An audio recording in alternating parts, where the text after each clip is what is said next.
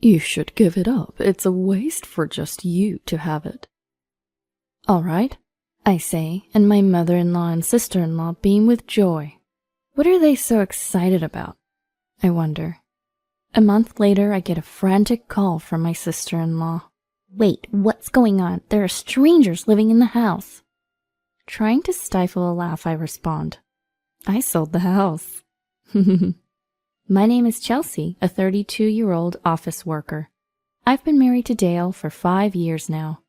We were originally college classmates, and we reconnected at a mutual friend's wedding. Even after we became working adults and gained various experiences, being around him always made me feel like I was back in college. That comforting feeling led us to start dating, and after about a year, we got married. Though we were just good friends in college, now he's my life partner. I can't imagine my life without Dale. We both continued working after getting married, committed to our jobs.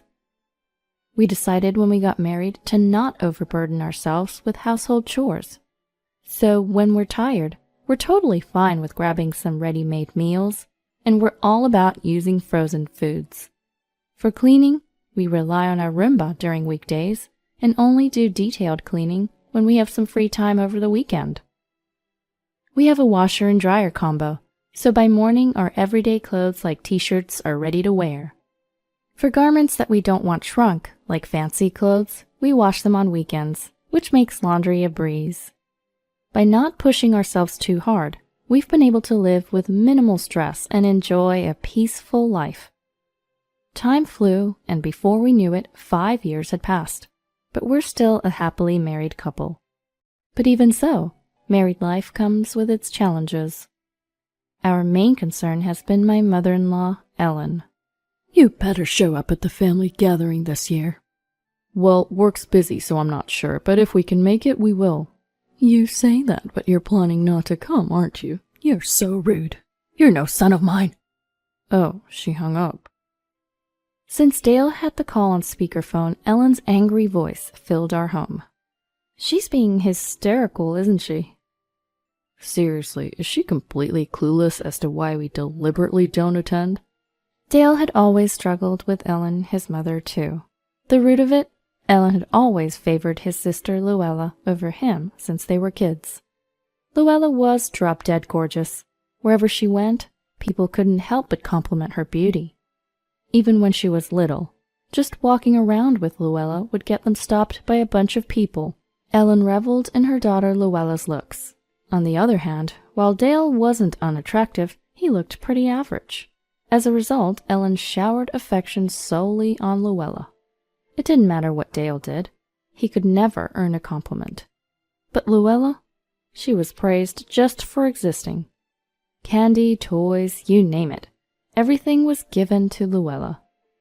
When their father was around, he would try to level the playing field, but he was often away on business, leaving the children with their mother. As a result, Dale often felt incredibly lonely, and that dynamic hasn't changed, even now that Dale is an adult. Luella is incredibly beautiful. Dale, on the other hand, is such a letdown. If only he had landed a job at a big company, he could have saved face, Ellen would say.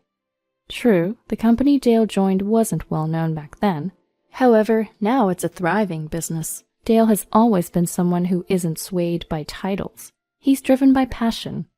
So during job hunting, he researched various companies and applied only to the ones that genuinely interested him. As a result, he's happy at his job and even works as a department head at 32.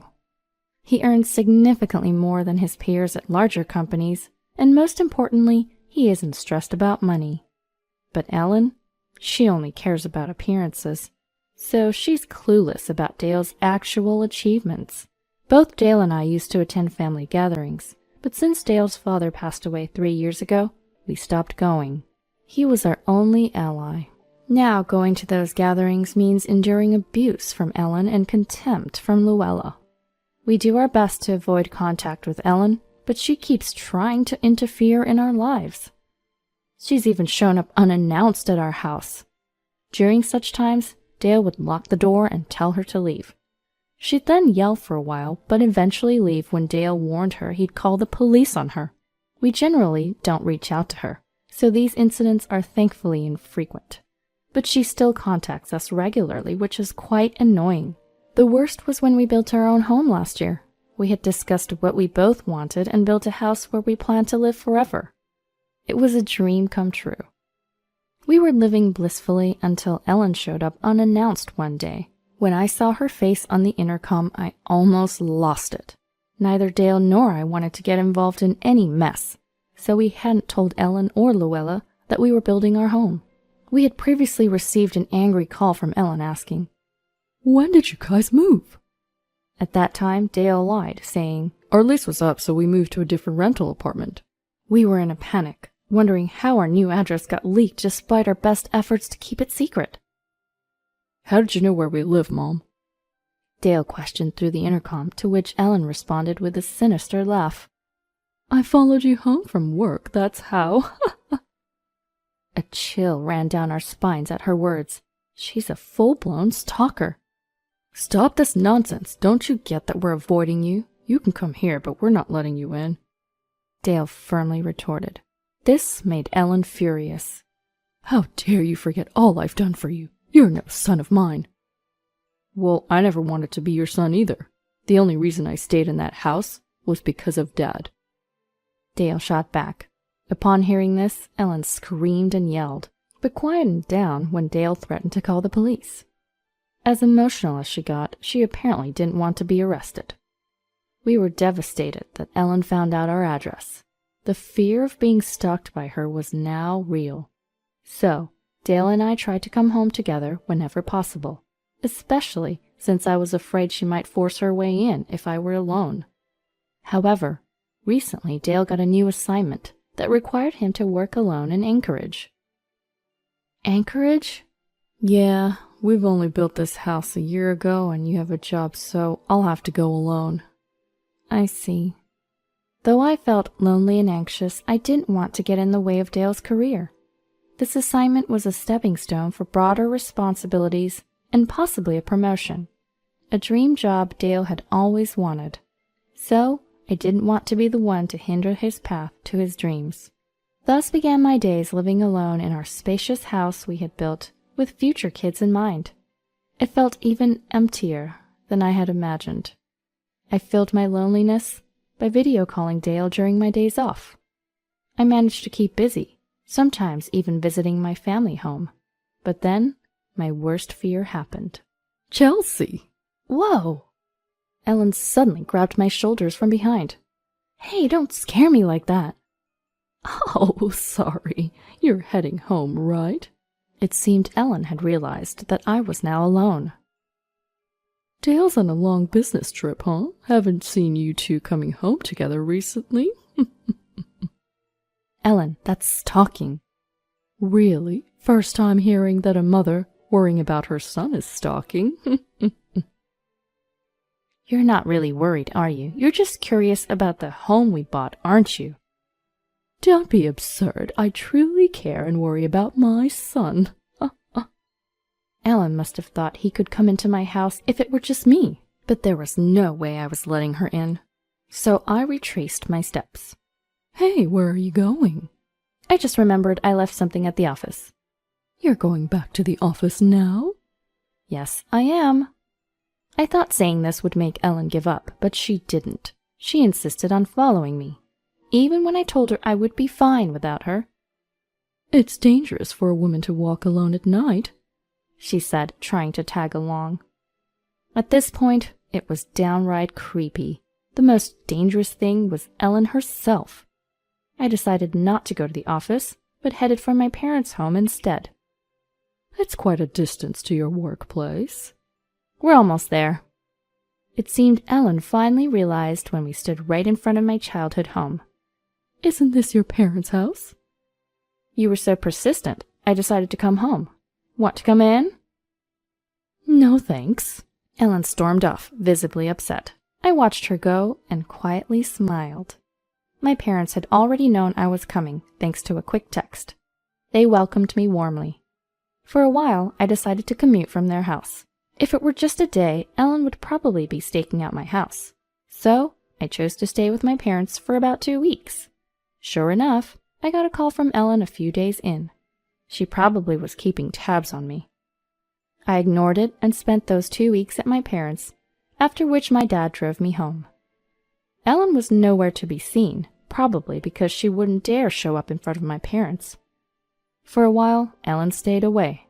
But one evening, when I got home from work, there she was, waiting in front of my house. And not just her, Luella was there too. Long time no see, Chelsea. Hey. I've noticed you're not letting Mom into your house much. Not cool for a daughter-in-law, don't you think? And while checking out the exterior of the home I share with Dale, they said, Such a big house. It's totally wasted on Dale. Right? I think it'd be great for you and your husband to live in, Luella. What? What are these people even talking about? I've decided that from now on this house will be for me and my husband. Dale still isn't back, so he's probably on some sort of solo work assignment, right? Whether he's on a long business trip or whatever, it doesn't matter. This house deserves someone as fabulous as me living in it. You're wasting it all by yourself. Hand it over. That's what Luella had the nerve to say. How much self-confidence does she have? But at that moment, an idea popped into my head. If you feel that strongly about it, let me consult with Dale. I took out my phone and called Dale, making sure to step away so Ellen and Luella couldn't hear. I told Dale the situation as well as the idea I'd just had. He was surprised, but said that if I was okay with it, then he was too. I hung up and returned to where Ellen and Luella were. You're right, perhaps the house would be better off in other hands.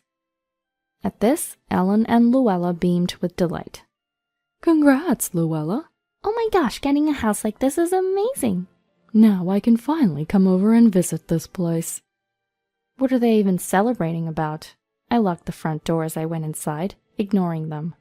Hey, we're moving in next month. Make sure you're gone by then. With that, Luella and Ellen left. I immediately proceeded with the plan I had discussed with Dale. With help from my dad, everything went smoothly. It was hectic, but the outcome was exactly as I'd hoped. A month later, I got a frantic call from Luella. What the heck is going on? There are strangers living in the house. Suppressing a chuckle, I replied, I sold the house. What? Someone interested in real estate investment bought it. My dad's acquaintance from a real estate firm took care of it. They found a buyer right away, so I don't know anything about the current occupants. How could you sell it without telling me? Actually, I did consult with Dale before selling. That's not the point. We were supposed to move in. You even agreed. I only agreed that the house might be better off with someone else. Never said it would be you, Luella. Are you kidding me? We've already canceled our apartment lease. That doesn't matter to me. The one who moved here under a misunderstanding is you, Luella, right? Usually you'd buy the place, right? Do you actually think you can just waltz in and live here for free? Are you taking life too lightly or something? Oh, stop lecturing me. Look, I'm not even wasting my time lecturing you. I'm just stating what I think about your situation, Luella. You've been coddled by a mom who would stalk people and barge into their homes. So I guess it's not surprising you turned out this way. Ugh, you're so annoying. Feel free to be annoyed, but do you hear that? Sounds like a police siren. Luella, are you already making a scene in front of a house that's already owned by someone else? What? No, wait. We moved here. Seems like the police had been called on my sister-in-law and her husband. I had hung up the call by then, but from what I heard from the neighbors, Luella kept insisting that it was their house. However, the person inside the house showed the land deed, proving it was Luella's, and they were then taken away by the police. Ellen rushed to the police station and managed to get them temporarily released. But Luella was severely shaken by the experience. What's worse, word spread quickly, and Luella started receiving mocking texts, which apparently damaged her emotionally. She began to blame Ellen for everything, and their relationship hit rock bottom. Since they no longer had a home, they had no choice but to move into their parents' house. The atmosphere was incredibly awkward, living there as a trio. But it seems like Luella's husband couldn't take it anymore and ended up having an affair about a month later. Now, Luella and he are in the midst of a messy divorce. As for me, I sold my house and moved to Anchorage to start a life with Dale. I had planned to quit my job and find a new one locally, but got approval to work remotely. So now I'm juggling household chores and welcoming Dale home every day while working from home. Being able to spend time together as a couple makes me realize how happy we can be, no matter where we are. I cherish my time with Dale and look forward to spending the rest of my life with him.